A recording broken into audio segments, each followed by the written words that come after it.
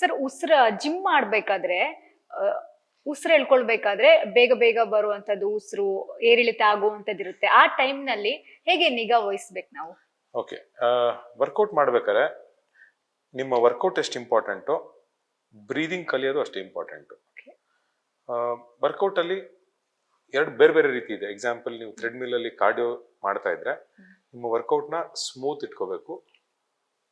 Weights ಮಾಡ್ತಾ ಇದ್ರೆ push workouts ಅಂದ್ರೆ ಇವಾಗ ಬೆಂಚ್ ಪ್ರೆಸ್ ಇರಲಿ ಅಥವಾ ನಿಮ್ಮ ಟ್ರೈಸೆಪ್ ಇದಿರಲಿ, ಸೊ ಪುಷ್ ವರ್ಕೌಟ್ಸ್ ಅಲ್ಲೆಲ್ಲ ನಿಮ್ಮ ಎಫರ್ಟ್ ತಳ್ಳಬೇಕಾದ್ರೆ ಆಗುತ್ತೆ, ಅವಾಗ ಬ್ರೀದ್ ಔಟ್ ಮಾಡಬೇಕು. ಪುಲ್ ವರ್ಕೌಟ್ಸ್ ಅಲ್ಲಿ ನಿಮ್ಮ ಎಫರ್ಟ್ ಬಂದು ಎಳಿಬೇಕಾದ್ರೆ ಆಗುತ್ತೆ, ಅವಾಗ ಬ್ರೀದ್ ಔಟ್ ಮಾಡಬೇಕು. ಈ ಬ್ರೀದಿಂಗ್ ರಿದಮ್ ನ ಕಲ್ತ್ಕೋಬೇಕು ಸ್ಟಾರ್ಟಿಂಗ್ ಅಲ್ಲಿ ಎಕ್ಸರ್ಸೈಸ್ ಮಾಡ್ಬೇಕಾದ್ರೆ. ಅವಾಗ ನಿಮಗೆ ಅದರ ರಿಸಲ್ಟ್ಸ್ ಚೆನ್ನಾಗಿ ಬರುತ್ತೆ ಅಂಡ್ ನಿಮ್ಗೆ ಬೇರೆ ಹೆಲ್ತ್ ರಿಲೇಟೆಡ್ ಇಶ್ಯೂಸ್ ಆಗಲ್ಲ. ನಾನು ಒಂದು ಕಂಪ್ನಿಗೆ ಹೋಗ್ತಾ ಇದ್ದೀನಿ, ನನ್ಗೆ ವರ್ಕೌಟ್ ಆಗಲ್ಲ, ಜಿಮ್ ಆಗಲ್ಲ. ಸೊ ನಾನು ಮನೆಯಲ್ಲೇ ಸ್ವಲ್ಪ ಫಿಟ್ ಆಗಿರಕ್ಕೆ ನಾನು ಇಷ್ಟಪಡ್ತೀನಿ, ಬಟ್ ನನಗೆ ಅದು ಆಗ್ತಾ ಇಲ್ಲ. ನಾನು ಎಷ್ಟೇ ಟೈಮ್ ಮಾಡ್ಕೊಂಡು ಬಟ್ ನನ್ಗೆ ಆಗ್ತಾ ಇಲ್ಲ. ಸೊ ಈ ರೀತಿ ಇದ್ದಾಗ ನನ್ನ ಲೈಫ್ ಸ್ಟೈಲ್ ನ ನಾನು ಹೇಗೆ ಬದಲಾಯಿಸ್ಕೊಳ್ಬೇಕು? ಬೆಳಗ್ಗೆ 8 ಗಂಟೆಯಿಂದ ಸಂಜೆ 8 ಗಂಟೆ ತನಕ 12 ಅವರ್ ಮೇಲೆ ಕೆಲಸ ಮಾಡೋರ ಸಂಖ್ಯೆ ಬೆಂಗಳೂರಲ್ಲಿ 90% ಅಲ್ವಾ? ಎಲ್ಲರದು ಹಂಗೆ ಆಗ್ಬಿಟ್ಟಿದೆ ಲೈಫ್ ಇವಾಗ. ಅದ್ರ ಜೊತೆಗೆ ಟ್ರಾಫಿಕ್ ಅಲ್ಲಿ ಹೋಗಿ ಬರಕ್ಕೆ ಇನ್ನೊಂದು ಅವರ್. ಸೊ ಬೆಳಗ್ಗೆ, ಮಧ್ಯಾಹ್ನ, ಸಂಜೆ ಯಾವಾಗ ಆಗುತ್ತೋ ಅವಾಗ ಊಟ ಆಗಿ 1.5 ಗಂಟೆ ಆಗಿರ್ಬೇಕು. ಅರ್ಧ ಮುಕ್ಕಾಲು ಗಂಟೆ ಬಾಡಿ ವೇಟ್ ಎಕ್ಸರ್ಸೈಸಸ್ ಮಾಡಿದ್ರೆ ಸಾಕು. ಯಾವಾಗ ಆಗುತ್ತೋ ಅವಾಗ, ಅವ್ರಿಗೆ ಡೆಸ್ಕ್ ಜಾಬ್ ಇದ್ರು ಅಷ್ಟೇ, ದಿನಕ್ಕೆ 8,000 to 10,000 ಹೆಜ್ಜೆ ನಡಿಬೇಕು.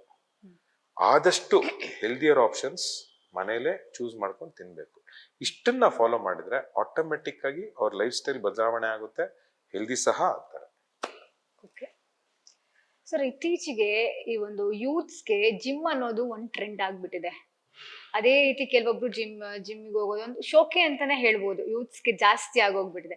ಸೊ ಜಿಮ್ಮಿಗೆ ಬರ್ಬೇಕು ಅನ್ನೋರು ಹಿಂದೆಲ್ಲ ನಾನು ಫಿಟ್ ಆಗಿರ್ಬೇಕು, ನನ್ನ ಬಾಡಿ ನಾನು ಮೇಂಟೈನ್ ಮಾಡ್ಬೇಕು, ಇಷ್ಟು ಕೆಲಸ ಮಾಡ್ತಿದ್ದೀನಿ, ಸೊ ನಾನು ಹೆಲ್ದಿ ಆಗಿರ್ಬೇಕು ಅಂತ ಬರೋರಿದ್ರು. ಬಟ್ ಈಗ ಅವ್ರ ಸಂಖ್ಯೆ ಕಡಿಮೆ ಆಗ್ತಾ ಇದೆ. ಸೊ ನೀವು ಜಿಮ್ಮಿಗೆ ಬರೋರಿಗೆ ಸ್ಟಾರ್ಟಿಂಗ್ ಬಂದಾಗ ಏನ್ ಹೇಳ್ತೀರಾ? ಅವರಿಗೆ ಒಂದಷ್ಟು ಏನಾದ್ರು ಸಲಹೆಗಳನ್ನ ಹೇಳ್ಬೋದಾ? ಫಿಟ್ನೆಸ್ ಅನ್ನೋದು ಬರೀ 6 ಪ್ಯಾಕ್ ಮಾಡಿ ಶೋಕಿ ಮಾಡಕ್ಕಲ್ಲ, ಅದು ನಿಮ್ಮನ್ನ ಬೇರೆ ಲೆವೆಲ್ ಮೈಂಡ್ ಸೆಟ್ಗೆ ತಗೊಂಡೋಗುತ್ತೆ, ಅಷ್ಟು ಪಾಸಿಟಿವಿಟಿ ಕ್ರಿಯೇಟ್ ಮಾಡುತ್ತೆ. When you enter the gym ಬಂದಾಗ ಆಟೋಮೆಟಿಕ್ ಆಗಿ ನಿಮಗೆ ಆ 6 ಪ್ಯಾಕ್ ಬಂದೇ ಬರುತ್ತೆ, ರೆಗ್ಯುಲರ್ ಆಗಿ ನೀವು ವರ್ಕೌಟ್ ಮಾಡ್ಬಿಟ್ಟು ಕರೆಕ್ಟ್ ಡಯಟ್ ಫಾಲೋ ಮಾಡಿದ್ರೆ. ಅದರ ಜೊತೆ ಪಾಸಿಟಿವಿಟಿ, ಆ ಮೋಟಿವೇಶನ್, ಆ ಎನರ್ಜಿ, ಅದನ್ನ ನಿಮ್ಮ ಲೈಫಲ್ಲಿ ಯೂಸ್ ಮಾಡ್ಕೋಬೇಕು. ಅದು ನಿಮ್ ಬೇರೆಯವ್ರಿಗೆ ಹೆಲ್ಪ್ ಮಾಡೋದಾಗ್ಲಿ, ಇಲ್ಲ ಅಂತ ಹೇಳಿದ್ರೆ ಬೇರೆಯವ್ರಿಗೆ ಕರೆಕ್ಟಾಗಿ ಗೈಡೆನ್ಸ್ ಕೊಡೋದಾಗ್ಲಿ, ಆ ತರ ನೀವು ಪಾಸಿಟಿವಿಟಿ ತಗೊಂಡೋದ್ರೆ ಸೂಪರ್ ಆಗಿರುತ್ತೆ.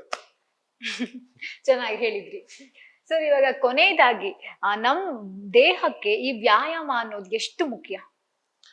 ನಮ್ಮ ಉಸಿರಾಟ ಎಷ್ಟು ಮುಖ್ಯನೋ ಬಾಡಿಗೆ ವ್ಯಾಯಾಮ ಆರ್ ಎಕ್ಸರ್ಸೈಸ್ ಅಷ್ಟೇ ಮುಖ್ಯ. ಅದಿಲ್ದಲೆ ನಮ್ಮ ಇಡೀ ಲೈಫೇ ರಿವರ್ಸ್ ಹೊಡೆಯುತ್ತೆ. So exercise as important as ನಮ್ಮ ಬ್ರೀದಿಂಗ್. ಓಕೆ.